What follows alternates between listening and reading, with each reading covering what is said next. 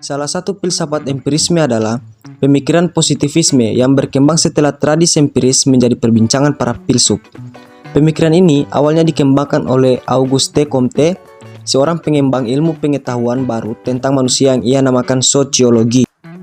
Terjadinya kecenderungan pemikiran yang didasarkan pada persepsi dan penyelidikan sains objektif, serta kecenderungan menghilangkan pandangan metafisik telah membawa pada pemikiran dengan aliran positivisme yang berasal dari Prancis yang didirikan oleh Auguste Comte. Comte dalam bukunya Course of Positive Philosophy mengarahkan usaha-usahanya pada filsafat politik dan pembaruan masyarakat. Ia membagi secara manusia pada 3 periode masing-masing dengan ciri khas dalam cara berpikir. Periode pertama yaitu periode teologi, di mana imajinasi berpengaruh besar dan kejadian-kejadian dijelaskan dengan kontrol atau campur tangan, ruh dan dewa-dewa. Dunia dijelaskan dengan istilah-istilah animisme dan supernatural. Periode kedua yaitu periode metafisik. Periode di mana kejadian-kejadian dijelaskan dengan cara abstrak seperti sebab-sebab, prinsip-prinsip, dan substansi-substansi. Periode ketiga yaitu yakni periode terakhir dan tertinggi adalah periode positif. Periode penyelidikan ilmiah yang tidak mengarah lebih jauh dari fakta yang dapat diamati dan diukur. Menurut aliran ini, pengetahuan itu berharga hanya karena dapat membantu manusia untuk mengubah kondisi dunia material dan masyarakat. Untuk keperluan ini, kita hanya memerlukan pengetahuan fenomena dan hukum-hukum benda yang berlaku.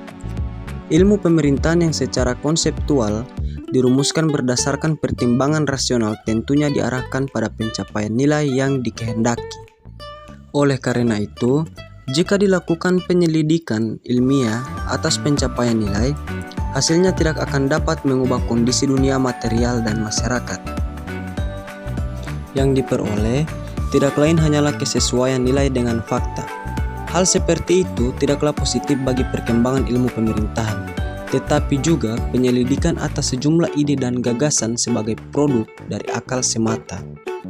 Namun demikian, tidaklah berarti bahwa ia tidak dapat dilakukan penyelidikan secara ilmiah, dalam arti penerapan sejumlah metode ilmiah sebagaimana penelitian ilmiah dalam menggunakan analisis rasional yang dilakukan oleh Wilson terhadap pembagian dan pemisahan secara fungsional antara politik dan administrasi yang melahirkan pembagian atas 2 fungsi, disebut dengan teori dikotomi.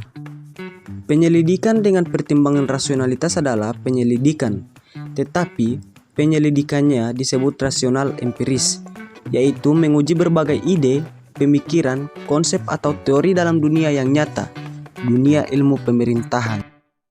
Namun, jika ilmu pemerintahan dilakukan penyelidikan atas gejala-gejala yang nyata dan konkret terjadi, seperti kebijakan yang bersentuhan dengan keperilakuan individu atau lingkungan, kekuasaan ataupun tuntutan perubahan lingkungan dalam berbagai konteksnya, maka atas gejala-gejala yang tampak secara nyata dan konkret sebagai fakta yang dapat dilakukan penyelidikan secara ilmiah dengan hasil yang dapat dipastikan akan dapat mengubah suatu kondisi material atau masyarakat. Sebagaimana halnya penyelidikan atas sentuhan tuntutan perubahan, tuntutan sistem kekuasaan terhadap kinerja pemerintahan yang melahirkan perubahan sistem, seperti perubahan sistem pemerintah monarki ke sistem pemerintahan demokrasi. Perubahan yang terjadi sebagai akibat dari penyelidikan ilmiah disebabkan penyelidikan ilmiah dilakukan atas fakta-fakta yang dalam kerangka selanjutnya akan dapat melahirkan teori. Teori inilah yang dapat digunakan untuk melakukan perubahan penyelidikan seperti itu, disebut sebagai penyelidikan empiris rasional. Secara operasional, pemikiran filsafat positivisme dapat diaplikasi oleh pelaku pemerintahan ketika ada masalah yang akan diatasi dan hasil penelitian ilmiah yang menjadi rujukan telah tersedia. Hasil rujukan biasanya berupa hasil penelitian yang dilakukan oleh lembaga-lembaga penelitian yang dibentuk oleh pemerintah.